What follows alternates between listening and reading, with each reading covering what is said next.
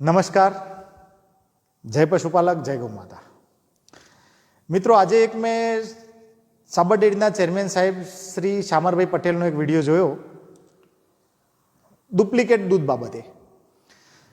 હવે ડુપ્લિકેટ દૂધની એક ભરમાર નીકળી છે અને શામરભાઈ એમનું સ્ટેટમેન્ટ આપે છે કે પીપોદરામાં ડુપ્લિકેટ દૂધ એક ટીપું પણ નથી. પણ શામરભાઈ સાહેબશ્રીને માલુમ થાય કે આમાં પીપોદરાની તો વાત જ નથી, જૂના પીપોદરાની વાત છે.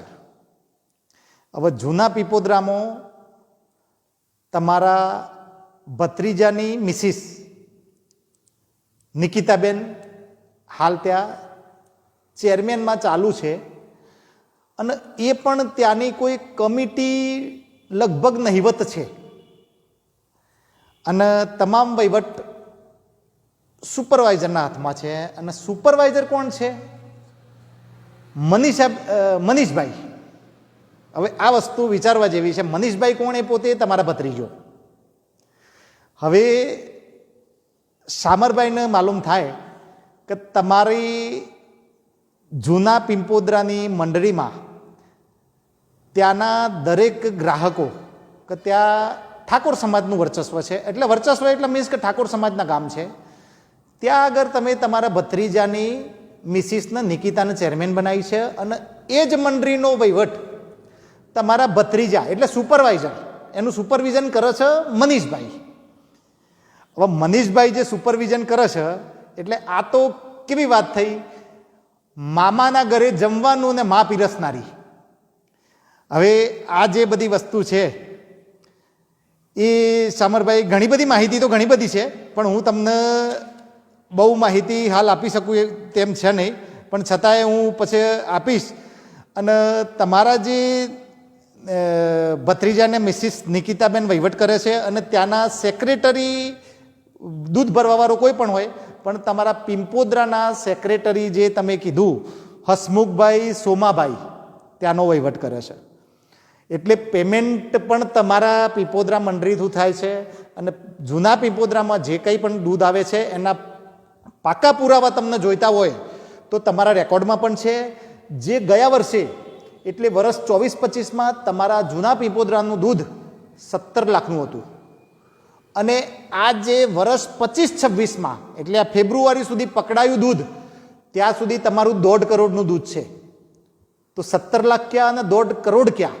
તમારા જૂના પીપોદરામાં કોની પાસે આટલી બધી પશુઓ આવી ગયા દુધારા? એક પણ પશુ નથી. ગઈકાલે મેં 25 તારીખે પીપોદરા જૂના પીપોદરા મેં જાતે મુલાકાત કરી છે. દરેક પશુપાલકોને મળ્યો છું હું.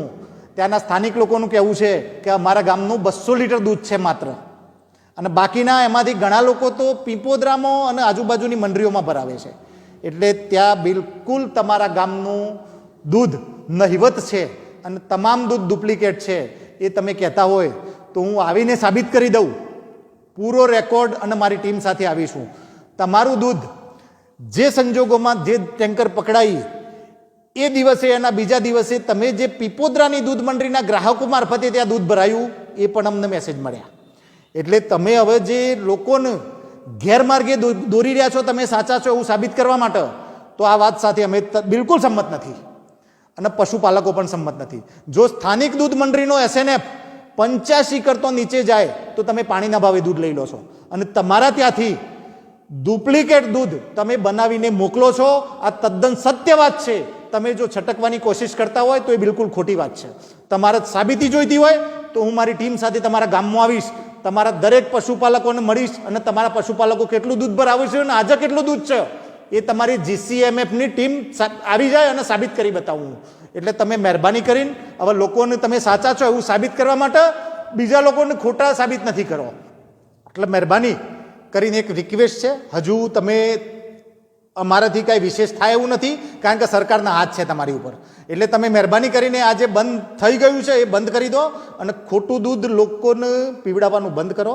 અને હવે જે સત્ય અને સાચું છે એ બહાર આવી ગયું છે અને હજુ પણ કાંઈ પણ તમે જે છુપાવી રહ્યા છો એ દરેક એક વસ્તુ હું તમારી જાહેર કરીશ ટૂંક સમયમાં. મારી પાસે ઘણો બધો રેકોર્ડ આવી ગયો છે. તમે સાબર ડેરીને કેવી રીતે કોરી ખાઈ ગયા છો અને ખતમ કરી નાખી છે એ તમામ માહિતી હું ટૂંક સમયમાં જાહેર કરીશ અને આની સજા તમને જરૂર મળશે અને હું અપાવીશ. આની હું દરેક પશુપાલકને ખાતરી આપું છું. અને સાબર ડેરીના બાકીના ડિરેક્ટરો શું કર્યું છે એ સવાલ છે. જો તમે આ ષડયંત્રમાં મળેલા નથી તો વિરોધ કેમ નથી કરતા? તમારા ગામની સ્થાનિક મંડળી જે ડિરેક્ટરો છે એ જે ગામના ચેરમેન છે, આ મંડળીઓના કમિટી સભ્યો, એ મંડળીના પશુપાલકો, તમે તમારા ગામના ડિરેક્ટરને પૂછો કે શું તમે આમની સાથે મળેલા છો?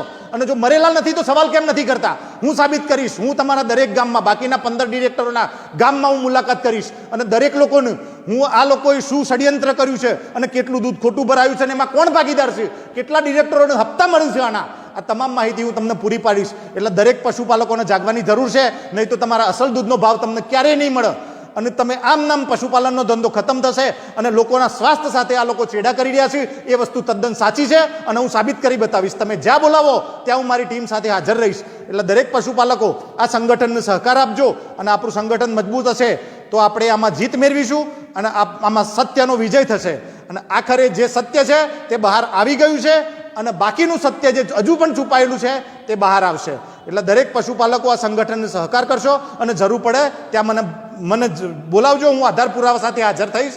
અને પિંપોદરામાં પણ આપણે જરૂર પડશે તો જૂના પિંપોદર અને પિંપોદર બંનેમાં પાછા પણ મુલાકાત કરીશું. અને ડુપ્લિકેટ દૂધ ત્યાંથી આવે જ છે, એ આપણે આવતું હતું, હાલ તો બંધ થઈ ગયું છે, પણ આવતું હતું તે સાબિત કરી દઈશું. હવે આનાથી વિશેષ બીજું કાંઈ બોલવાની જરૂર નથી. જય હિન્દ, જય ભારત.